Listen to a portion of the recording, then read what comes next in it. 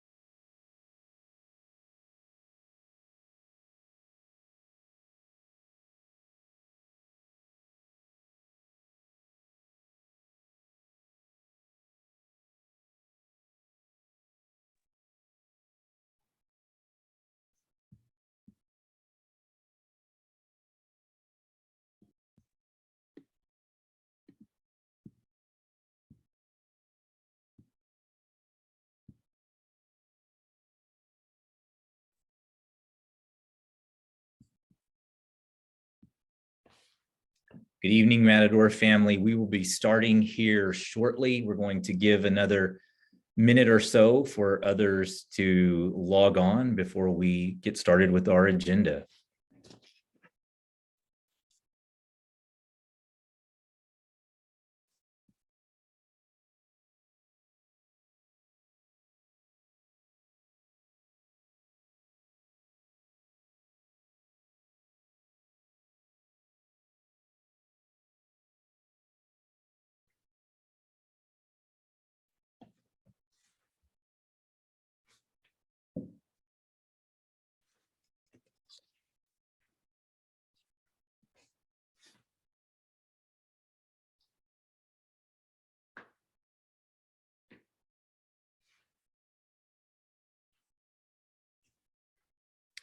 Okay, well, good evening, and thank you for joining today's town hall, where we have some very important topics to cover. But first, I just want to commend our faculty, staff, and our students for an amazing start to the spring semester. There are so many great things that are happening throughout the school district, and it makes me so proud to see the learning come to life every time I have the opportunity to visit classrooms. And again, I want to thank our community for supporting Bond 2022. We are going to be able to invest in upgrading facilities in addition to barns, a new ag facility, a new McQueenie Elementary, and so much more thanks to your support of Seguin ISD. So on our agenda today, we have several important topics that we are going to cover. Going to give an opportunity for the agenda to be shared. I know many of you have been eagerly awaiting to hear about our academic calendar for the 2023 to 2024 school year. I'm going to show you and give you a brief overview of the two different options, as well as share information on an upcoming survey where you'll have an opportunity to provide feedback and select your calendar of preference. I'm going to talk about Bond 2023. That includes a new baseball facility and a replacement of our softball facility. I'm going to talk about the changes that are coming to the STAR assessment, and I'd like to just give you a quick glimpse as to what our students are going to be experiencing with that redesign, or as TEA calls it, a refresh. and share information on some upcoming information sessions where you will have an opportunity to dig deeper to fully understand what it is we are preparing our students to do when it comes to the state assessment.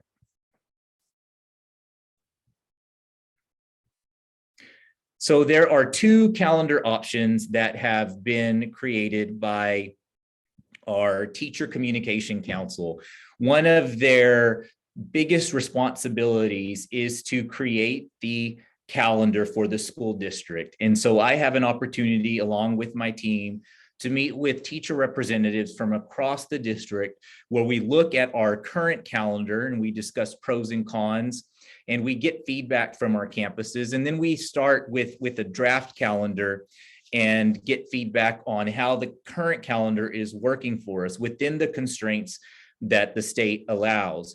First off, we have to meet 75,600 instructional minutes for students. We are no longer looking at meeting a minimum of days. We are now looking at meeting a certain number of minutes, which is 75,600.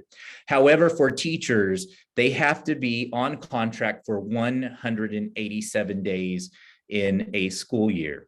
So what both calendars are going to include are going to be 6 days of intersession, just like we've done this year and just as we've done last year, 3 days in the fall and 3 days in the spring, along with our traditional holidays. Now, there are really two significant differences between the two calendars that I'm going to point out, and that is that winter or Christmas break and the way that it is structured. So with the first calendar that I am sharing with you,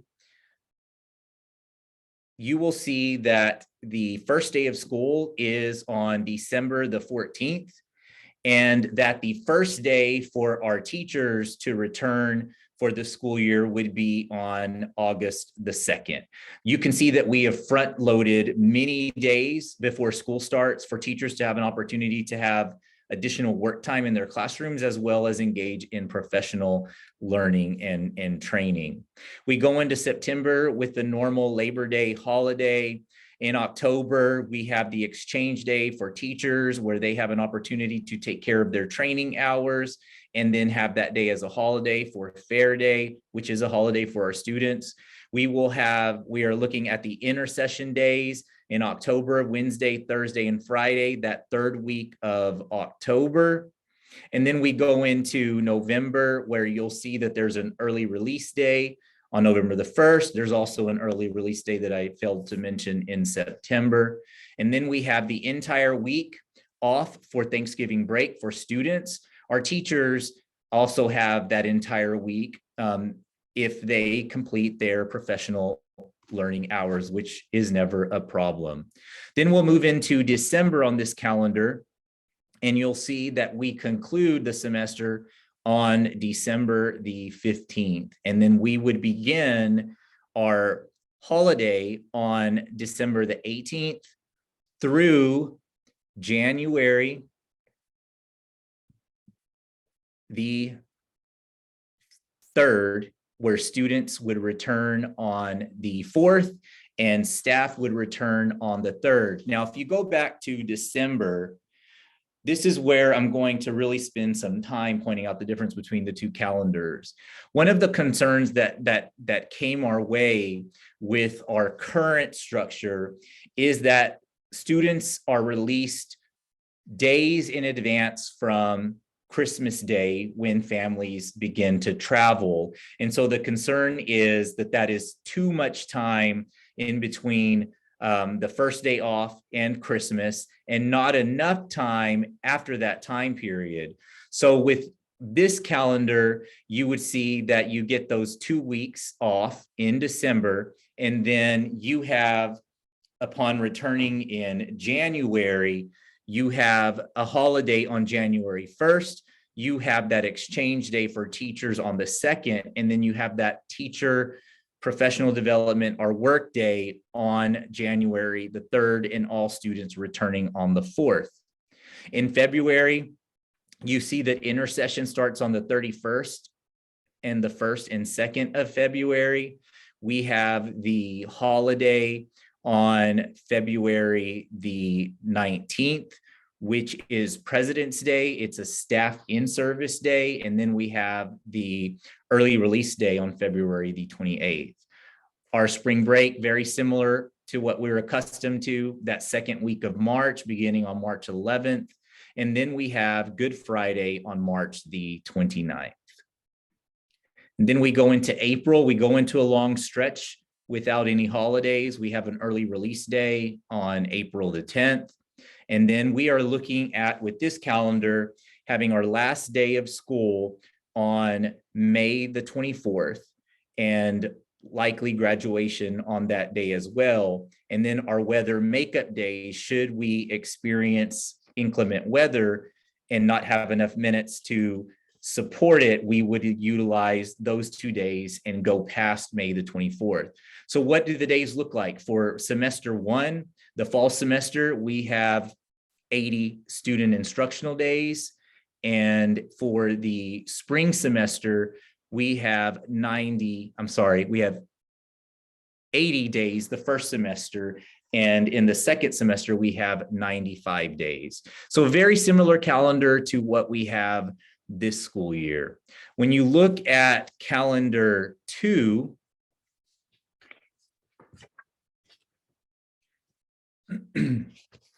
it is pretty similar. The difference with this is the first day of school is still on August the 14th, but the first day for staff would be on August the 3rd rather than August the 2nd. When you look at September, similar as the last one. October, we've got the intersession days the same. November, that early release date, Thanksgiving break.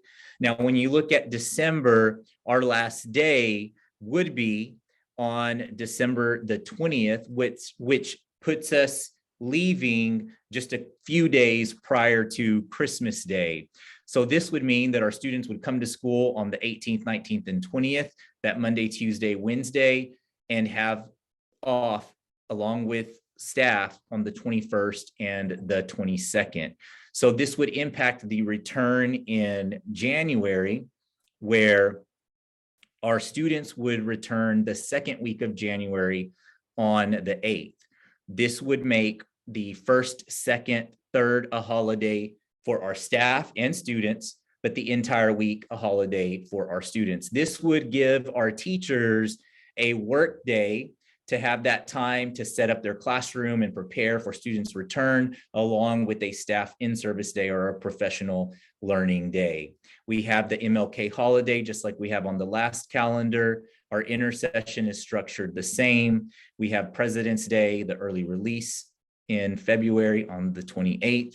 We have our spring break on the beginning on the 11th, that second week of March, and Good Friday. Again, we go into a long stretch without a break with that early release day in April, and our students being released for the end of the school year on May the 24th, with those bad weather makeup days being that following week. So this is just a brief overview of the calendars. You will have an opportunity to spend some time looking at the different options that we have put forward as recommended by the Teacher Communication Council. I do want to thank the Teacher Communication Council for the hours of work that they spent developing this calendar, for the time they spent going back to their campuses and soliciting feedback from their colleagues, and then bringing that back to us to ultimately come with these two options.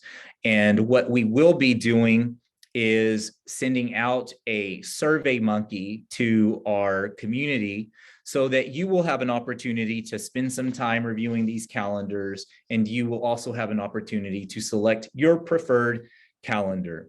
The results of that survey, which will be out for several days, will be shared with the Teacher Communication Council. We will then provide a recommendation to take to our Board of Trustees during the February 28th school board meeting, where we will be recommending approval of one of those options. Then, once that calendar is approved by our Board of Trustees, we will share the approved calendar on our district website and with our community via multiple platforms. So I feel like I was just talking Bond 2022 yesterday, and here we are considering Bond 2023. As you all know, Bond 2022, the largest proposition for $131.5 million passed, and we are so thankful for the community support. However, the second proposition, Proposition B, did not pass. We feel strongly that there is a need for a baseball facility at our high school and a need to upgrade and update the softball facility. One, because our students lose a lot of time traveling to Smoky Joe's. They lose out on valuable practice time. And there are safety concerns, especially at the current softball stadium.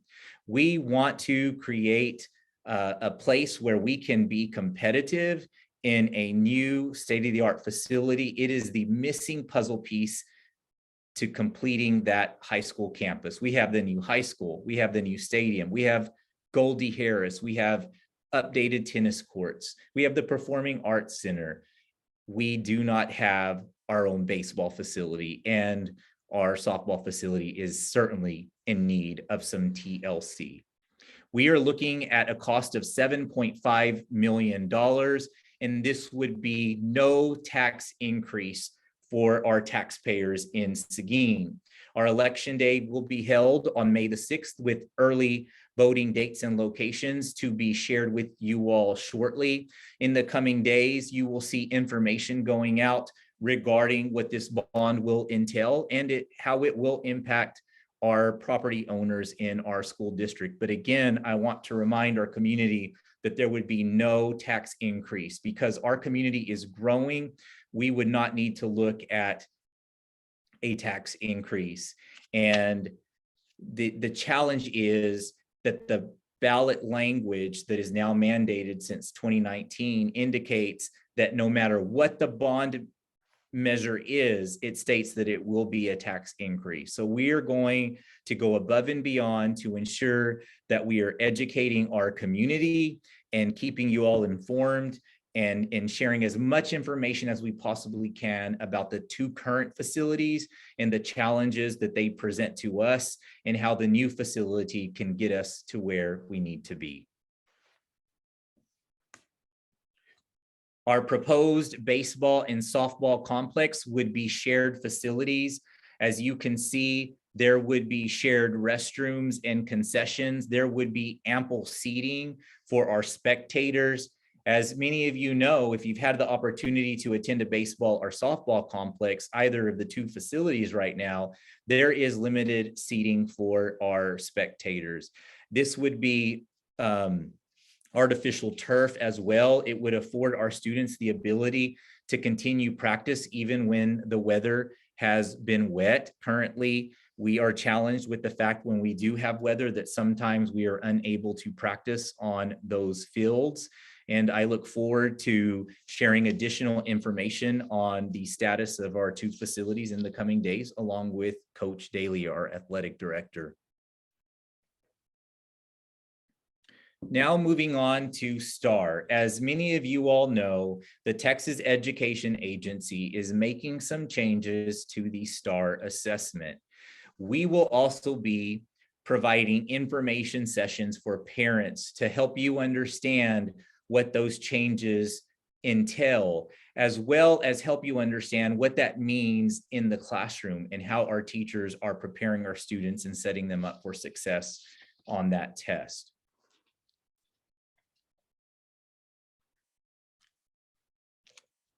I'm going to briefly go over this screen. In effective classrooms, what our teachers are doing. Number one, they're building students' background knowledge and vocabulary in all subject areas. So how is that going to help on this new STAR redesign? Well, it's going to prioritize cross-curricular passages in reading language arts that reference topics that students have learned about in other classes, and you'll be able to make that connection shortly. We ask students to write about what they have read using evidence from text. There has been a strong focus in Seguin ISD in writing across the curriculum. Well, in this new test, the Texas Education Agency is including writing in all reading language arts tests, reflecting our updated TEKS, are the standards, and having students write text-based responses, not just answering multiple choice questions. Our teachers provide various open-ended formats for students to respond to questions in the classroom every day. Our assessments are not always multiple choice. In fact, oftentimes they are things other than multiple choice. And so with the new test, there are new questions that are not multiple choice, and they are more like the questions that teachers are asking in the classroom. The fourth thing is that our teachers are supporting the learning needs of all students by providing appropriate accommodations to meet students' needs. We are moving to statewide. Fortunately, we've had a head start in Seguin, and we've been a one-to-one technology district. We are moving to online assessments that provide a full suite of robust accommodations for students with very specific learning needs. Number 5, moving to online assessments will support all the changes above and provide faster test results to support accelerated learning. However, the results aren't going to be in as timely as it states because it is the first year of this redesign. So here's an example of what a test will look like for US history. Instead of a multiple choice, the question's going to be, what were 2 significant ways in which the Louisiana Purchase of 1803 affected the future development of the United States? Think about that question carefully, then enter your answer in the box provided. So this is a writing prompt. Students have to use their knowledge from their history class to be able to respond to this text. They are not reading a passage about the Louisiana Purchase and then answering this question. They have to think back to the time in which they learned about the Louisiana Purchase and talk about 2 ways in which it impacted the future development of the United States. So it's very similar to how a teacher would structure a question, whether it's on an assessment or orally or on a project, but students are going to have to specifically remember the why and think at a critical level beyond just a multiple choice question. For mathematics, you see that this question type is in reference to graphing. And so this is what the student's going to see when they take the test. It's not going to be a multiple choice test. This question is going to ask them to correctly plot 4 points. And they can receive partial credit, which you'll hear about shortly. But if they correctly plot those 4 points on the coordinate grid, they'll get the full 2 points. If they plot 2 of those points, they'll get half of that credit, which is 1 point. However, if they plot all 4 of those points incorrectly, they will not receive credit. So what you can see is you are no longer able to just determine whether they're correct like a multiple choice. You have to actually manipulate and move the points around to ensure that they are accurate. So our students are spending a lot of time practicing utilizing their technology so that they are prepared to answer these questions. And then now going to an Algebra 1 level, very similar to what I just shared in 5th grade, this is what the student will see when they answer 2 points and correctly shade the area. They can receive full credit. But you can see that this takes additional knowledge to be able to do rather than being able to see the answers on a multiple choice and be able to cross-reference to make sure that it's accurate. You have to make that determination on your own, utilizing this graph to find those coordinates. And so we do have digital resources for parents. Our campuses have shared this with you all, I believe, via School Messenger, and we've shared it via social media. So how can I support my student as a parent? What you can do is utilize these resources at home, iStation, Myon, to support literacy, Freckle for our middle school, Sora, Imagine Math, Zern, and Mathia. And we've got this information available to you. It's on our website, and we will do another push so that you have access to all of these resources to support your student and helping us get them to where they need to be when they take the state assessment. We will have 2 information sessions. We're going to have a daytime session on an evening session on February the 13th at 5 p.m. here at the Central Administration on Kingsbury, and then a morning session on Valentine's Day, February 14th. So if you're interested in learning more about the STAR redesign and really seeing in depth how those questions are looking and learning about what teachers are doing in more detail to prepare students, please feel free to join us for one of these information sessions for our parents. This was a lot of information to take in surrounding the calendar, the bond, and the STAR refresh, our redesign. I'm going to open it up here shortly, but I do want to remind you all that a survey will be going out on the school calendar. I encourage you to provide your feedback and input. It's important that all stakeholders have a voice before we take this to our Board of Trustees.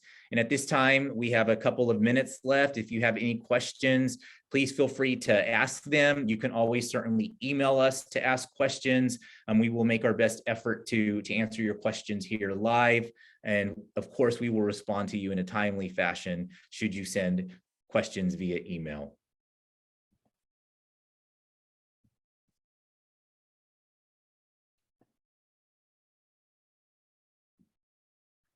With that, I'm going to close. Thank you all so much for spending part of your evening with me. I look forward to seeing you at one of the information sessions, and I look forward to getting your feedback on our survey for the instructional calendar. Thank you all.